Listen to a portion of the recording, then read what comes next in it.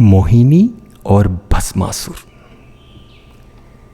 तो यह एक बहादुर लड़की की कहानी है। चलिए शुरू करते हैं। गांव का हर आदमी भस्मासुर से भय खाता था, केवल मोहिनी को छोड़कर। भस्मासुर राक्षस था जो जंगल की एक गुफा में रहता था। उसके लंबे नुकीले दांत थे और काले मुड़े हुए सींग। उसके कान सूप जैसे थे। उसके चेहरे और शरीर पर घने बाल थे। भस्मासुर के पास एक जादुई शक्ति थी। वही उसके साथ सबसे बड़ी मुसीबत थी। यदि वह किसी के सिर पर हाथ रख देता तो वह भस्म हो जाता और बच जाती थी बस मुट्ठी भर राख। तो इसमें अचरज की बात ही क्या है कि इसी कारण सब उससे डरते थे। जब भी वे उसे देखते ही भाग खड़े होते और उन्हें भागते हुए देखकर भस्मासुर जोर जोर से हंसने लगता। हा हा हा हा हा, हो। वह शेखी मारता, पूरी दुनिया में मेरी जोड़ का कोई नहीं है। जब लोगों को पता चलता कि वह कहीं गया हुआ है, तभी वे अपनी रहने छिपने की जगहों से बाहर निकलते, और तब भी डरे डरे ही, केवल मोहिनी को छोड़कर। वह सिर झटक देती, उसकी त्योरियां चढ़ जाती। वह अपने आप से कहती, इसका कोई न कोई रास्ता तो होगा ही। मुझे अपने आप पर भरोसा है। मुझे विश्वास है कि हम वह रास्ता ढूंढ सकेंगे। वह इस बात को गंभीरता से सोचती रहती थी, जबकि दिन ब दिन सब लोग निराश होते जा रहे थे। वे मोहिनी से कहते, तुम भस्मासुर को नहीं जानती हो। वह उतना बड़ा है जितने ये पहाड़। उसे कोई नहीं मार सकता। कैसे कर सकते हैं उसे? वह कैसे मार सकते हैं उसे? उसके पास में एक जादुई शक्ति है। उसे कुछ नहीं करना होता। वह तुम्हारे सिर पर हाथ रख देगा और तुम्हारे भस्म होने के लिए वह काफी होगा। तुम्हारा शरीर राख हो जाएगा। यही कारण है कि लोगों ने भस्मासुर से लड़ने की कोशिश करना भी बंद कर दिया था। लेकिन मैं नहीं डरती, मोहिनी ने दादी से कहा। मैं नहीं डरती। यही बात उसने गांव वालों से भी कही। गांव वालों ने जोर देकर कहा, लेकिन उससे तुम्हें भी डरना चाहिए। तुम बेवकूफ लड़की हो और नहीं जानती कि क्या कर रही हो। लेकिन मोहिनी को अपने आप पर भरोसा था कि वह भस्मासुर से निपटने के लिए कोई ना कोई रास्ता निकाल ही लेगी। मोहिनी ने कहा, मैं ऐसा नहीं सोचती। इस समस्या के बारे में वह कई दिनों से सोचती रही और एक दिन वह गांव के मुखिया के पास पहुंची। मुखिया जी गांव के बड़े लोगों के साथ अपने घर के एक बरामदे में बैठे थे। मोहिनी ने कहा, कृपा करके मुझे भस्मासुर से निपटने दीजिए। मैं कोई ना कोई रास्ता निकाल ही लूंगी। बुजुर्गों ने उत्तर दिया, मूर्ख न बनो। तुम मूर्ख भी लगती हो और दुस्साहसी भी। उनमें से एक बुजुर्ग ने यह भी कहा, शायद तुम कहीं मजाक कर रही हो। जी नहीं, कहा मोहिनी ने। मैं गंभीरता से यह बात कह रही हूं। ठीक है, मुखिया ने कहा, लेकिन तुम क्या करोगी मोहिनी? मैं नाचूंगी, मोहिनी ने कहा। क्या तुम पागल हो गई हो? बुजुर्गों ने कहा।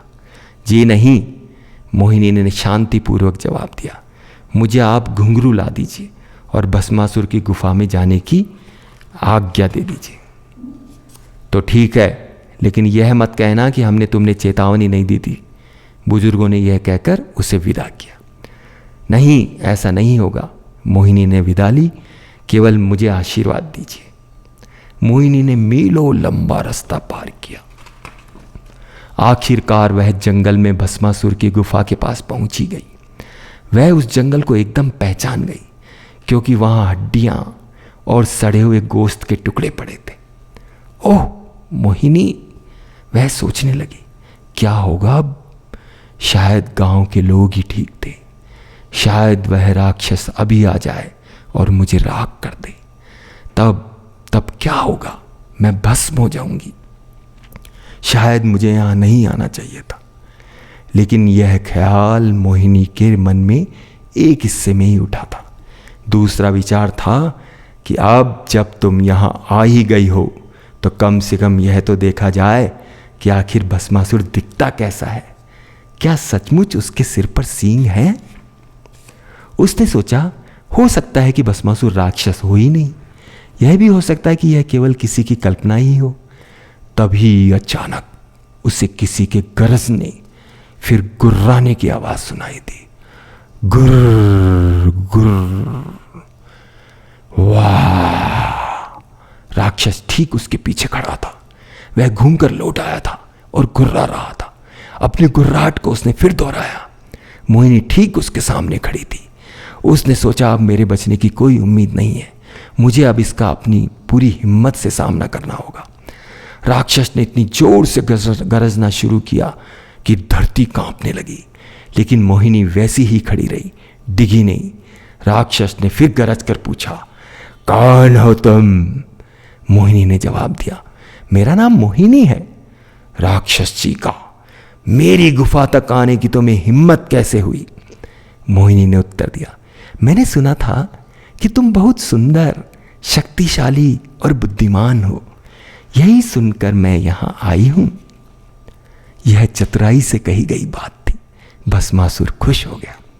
वह मुस्कुराने लगा। वह मुस्कान भयानक थी। उसके बड़े और लंबे लंबे दांत बाहर दिखने लगे, लेकिन वह खुश था। उसे सुंदर कहा जाना अच्छा लगा। उसने सोचा कि यह लड़की तो बहुत सुंदर है, यह मेरे काबिल पत्नी हो सकती है। उसने उसे ऊपर से नीचे तक देखा और आखिरकार कहा, मोहिनी, क्या तुम मुझसे शादी करोगी? तुमसे शादी? मोहिनी ने पूछा और कुछ देर रुककर बोली, ठीक है भस्मासुर, मैं तुमसे शादी कर लूंगी। भस्मासुर प्रसन्न हो गया। उसकी मुस्कान फैल गई और बड़े बड़े दांत फिर बाहर दिखने लगे। मोहिनी ने अपनी बात को फिर से दोहराया, हाँ भस्मासुर, मैं तुमसे शादी करूंगी। फिर उसने अपनी उंगलियां नचाकर कहा, लेकिन एक शर्त पर। तुम मेरे साथ साथ नृत्य करोगे। जैसा कदम मैं लूंगी वैसे तुम लोगे। मैं अपने हाथ से जो करूं तुम भी वही करोगे। यदि इसमें जरा भी गलती हुई तो मैं तुमसे शादी नहीं करूंगी। हो भस्मासुर फिर गरज कर बोला, बस यह तो कोई मुश्किल काम नहीं है। तो फिर ठीक है, मोहिनी ने कहा। यह कहकर नृत्य शुरू कर दिया। भस्मासुर ने उसकी तरफ देखा और उसने भी नाचना शुरू कर दिया। मुझे उसकी हर गति के अनुसार नाचना है, अपने आप से वह बोला, और नृत्य में किसी भी तरह की भूल नहीं करनी है। नाचते हुए मोहिनी ने अपनी आंखें नचाई और भस्मासुर ने भी ठीक ऐसा ही किया। मोहिनी ने अपने दोनों हाथों को जोड़कर कमल बनाया तो भस्मासुर ने भी ठीक वैसा ही कमल बनाया। मोहिनी ने हाथों की तरह झूम कर चलना शुरू किया और भस्मासुर ने भी ठीक वैसा ही किया। मोहिनी बेहद प्यारे ढंग से किसी तितली की तरह फुदकने लगी और भस्मासुर ने भी उसको वैसी ही नकल की। उसने अपनी ठुड्डी को छुआ और भस्मासुर ने भी वैसा ही किया। उसने फिर अपने पैर के पंजों को छुआ और भस्मासुर ने भी वैसा ही किया। वह गोल गोल घूमी, फुदकी और छलांग लगाई। भस्मासुर ने भी ठीक वैसा ही किया, करके दिखाया। फिर उसने अपना हाथ अपने सिर पर रखा। यह देखकर राक्षस ने भी अपना हाथ अपने सिर पर रखा और दूसरे ही क्षण वहां भस्मासुर नहीं बचा था। जहां वह राक्षस खड़ा था वहां राख की छोटी सी ढेरी बची थी। वाह, चलो इस राक्षस से छुटकारा मिला। मोहिनी ने सोचा, अब मुझे अपने घर जाना चाहिए, नहीं तो दादी परेशान होगी। वहां से वह जरा दूर आगे बढ़ी थी कि हर तरफ से लोगों ने आकर उसे घेर लिया, उसे बधाई देने लगे। वे शुभ समाचार सुन चुके थे। मुखिया ने उस दिन की छुट्टी घोषित कर दी। लोगों ने अच्छे से अच्छे कपड़े पहने। खुशी में लोगों ने जय जयकार की, जय हो मोहिनी की, बहादुर मोहिनी की। लोगों ने हंसते हुए बतियाते हुए खुशी से मोहिनी को कंधों पर उठा लिया और वह विजय जुलूस उसे छोड़ने उसके घर तक गया।